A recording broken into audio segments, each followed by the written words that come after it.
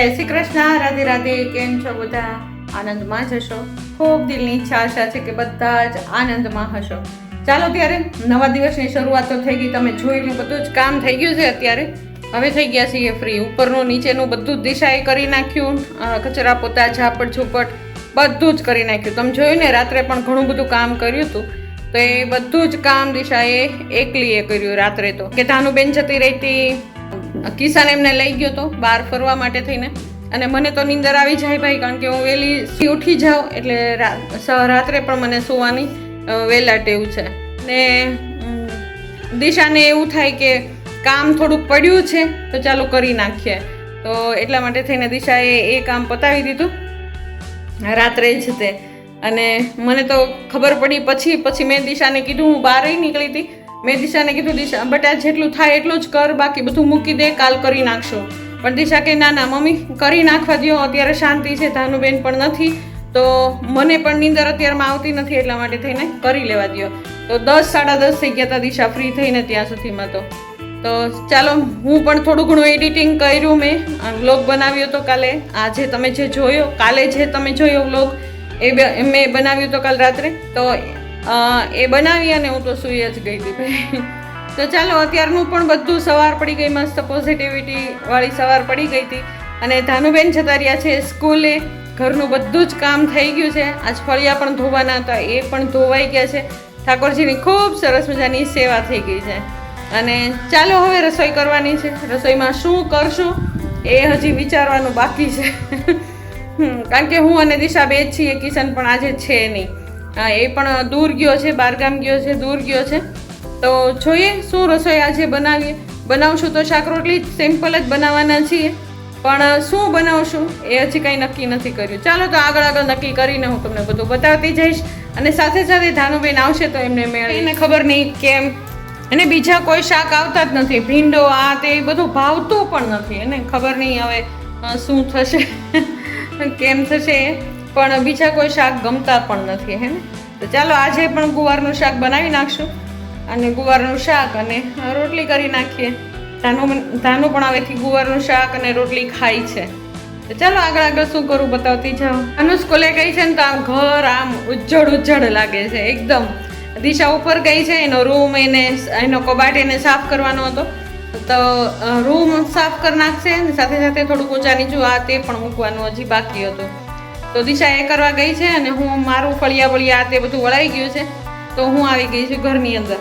ઘર એકદમ શાંત, એને એકદમ શાંત, કોઈ જાણે છે જ નહીં. અને આ રૂમ અમે બંધ જ રાખીએ, આ રૂમ બંધ કરી દઈએ.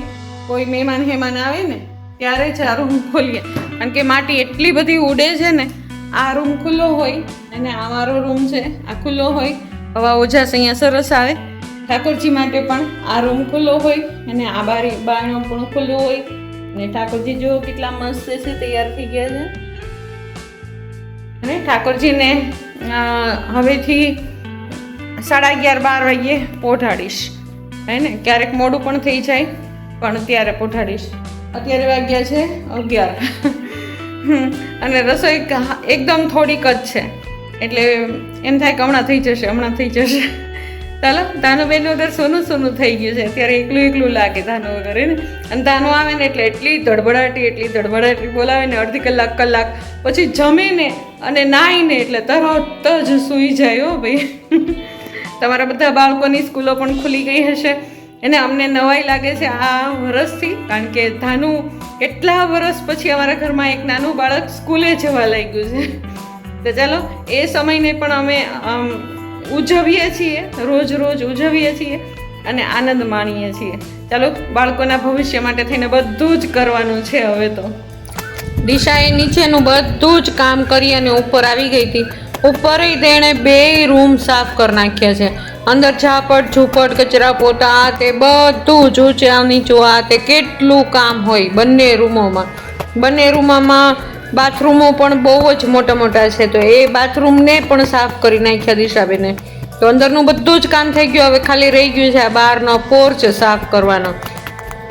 સાક્ષી ના હોય ને એટલે કામ વધી જાય, અને સાક્ષી હોય ને તો આ આટલું કચરા પોતા અને ઝાપટ ઝૂપટનું કામ બધું જ સાક્ષી બધું કરી નાખે.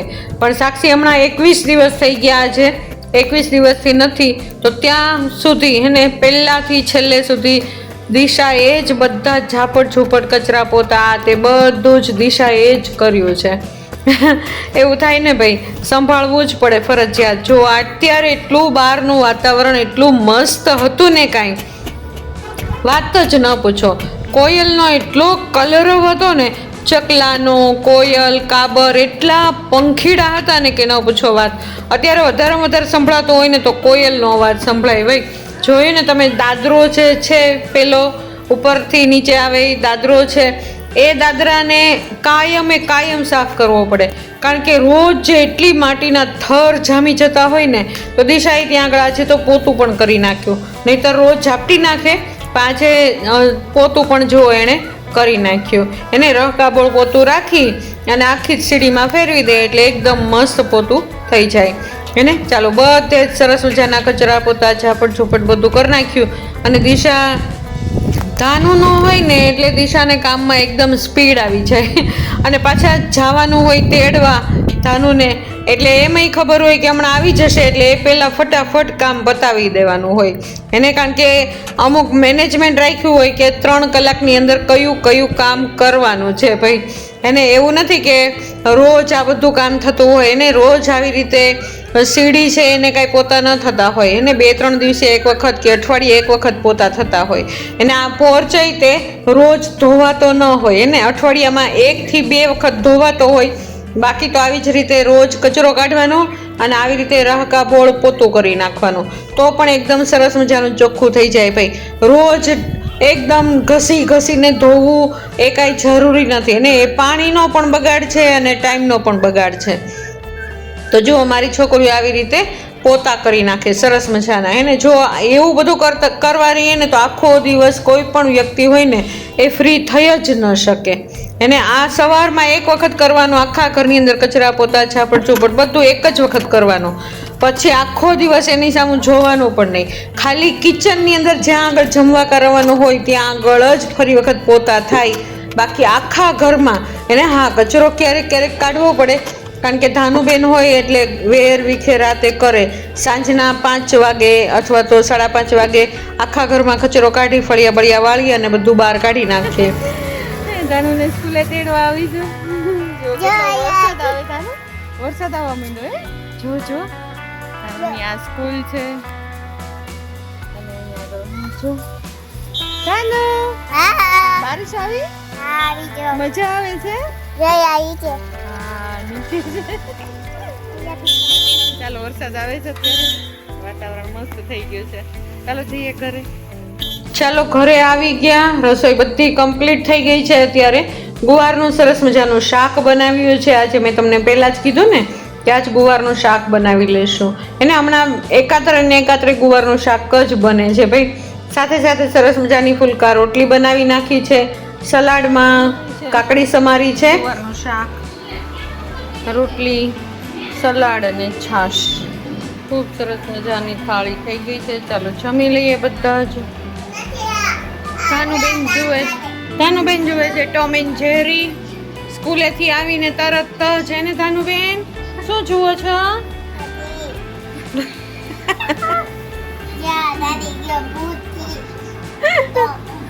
ટોમ એન્ડ જેરી જુએ છે.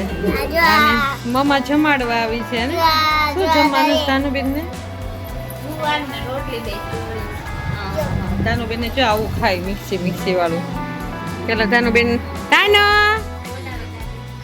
હાય કહી દો બધાને. જય શ્રી શ્યામ કહી દો. ધાનુ બધાને જય શ્રી શ્યામ કહી દો. જય શ્રી શ્યામ બધાયને એમ કે અરે વાહ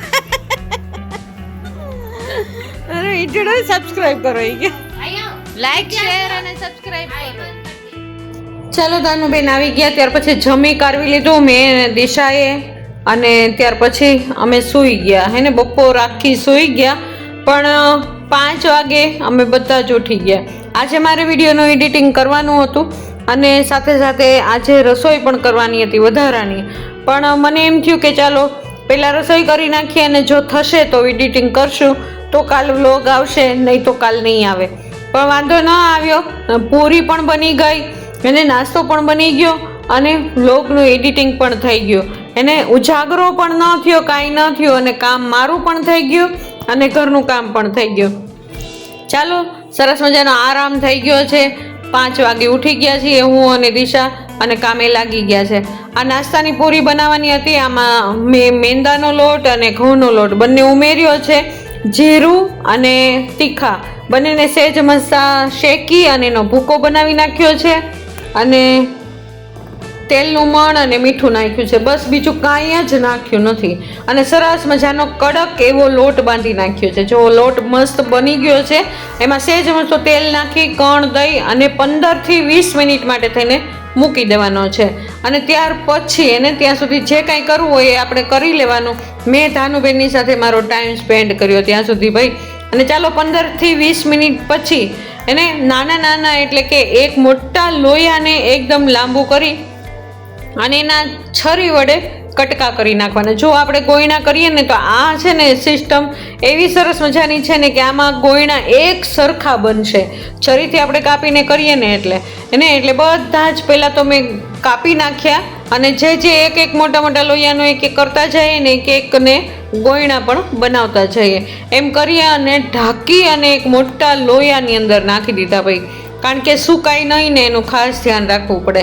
તો ચાલો સૌથી પહેલાં તો બધા જ ગોયણા બનાવી નાખ્યા અને પછી એક એક કરી અને પૂરીઓ પણ તળી લીધી.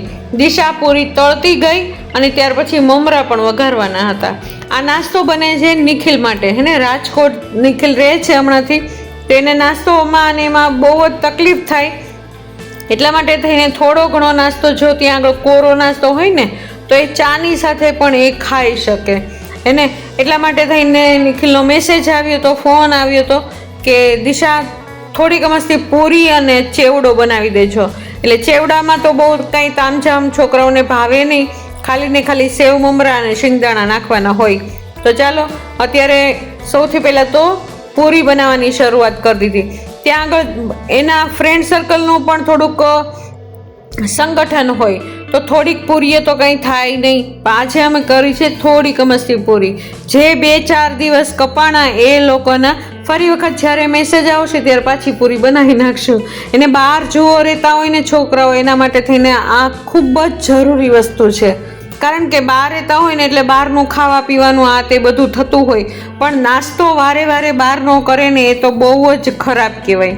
એટલા માટે અમારી ઈચ્છા એવી જ હતી પહેલેથી જ કે ભાઈ ઘરનું ખાવ ને એટલું વધારે સારામાં સારું પણ શું થાય હવે બહાર જાય એટલે કાંઈ ઘરનું તો મળે નહીં કાંઈ.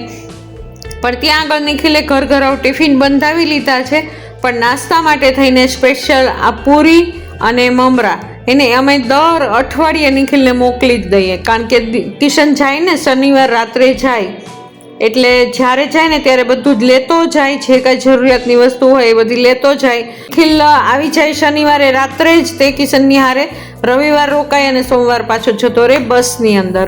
એટલે ચાલો આ બધી વ્યવસ્થા બાળકો નાના હતા ત્યારે તો સાચવતા જ હતા પણ મોટા થઈને પણ બહાર જો જવાનું થાય તો આપણે આ કામ તો કાયમ રહેવાનું જ છે. જો કેટલી સુંદર મજાની પૂરીઓ બની ગઈ છે ને બદામી કલરની એકદમ મસ્ત પૂરી બની છે એકદમ કડકડી અને ફરસી. અમે આની અંદર રવો નહોતો નાખ્યો જો રવો નાખ્યો હોય ને તો ઓર સરસ પૂરી બને. અમે આ લોટની અંદર મેંદાનો લોટ નાખ્યો છે અને ઘઉંનો લોટ બેય મિક્સ કરી અને લોટ બાંધ્યો છે અને કણ એટલું આપ્યું છે મણ એટલું દીધું છે અને એકલું તેલનું જ દીધું છે. આ વખતે ઘીનું મણ બિલકુલ નથી દીધું એને. તો તેલનું મણ આપ્યું છે કારણ કે છોકરાઓને ક્રિસ્પી પૂરી ખાવી હતી. એને ફરસી પૂરી નહોતી ખાવી, ક્રિસ્પી પૂરી ખાવાની હતી, એટલે તેલનું મણ આપ્યું છે. ચાલો ધીમે ધીમે કરી અને બધી જ પૂરીઓ તળાઈ જશે. અને મારી પૂરી વણવાનો એન્ડ આવી ગયો છે અને દિશા પાસે થોડી ઘણી પૂરીઓ બાકી છે, તો એ પણ હમણાં કરી લેશે. અને ધાનુબેન ઘડીક બહાર ઘડીક અંદર, ઘડીક બહાર ઘડીક અંદર એમ કરતાં રમે છે. થોડીક વાર માટે થઈને દિશાના મમ્મી લઈ ગયા એને, થોડીક વાર થઈને દિશાના ફઈ લઈ ગયા એમને, અને એમ કરી અને અમારી પૂરીઓ, અમારું વધારાનું કામ બધું જ થઈ ગયું ભાઈ.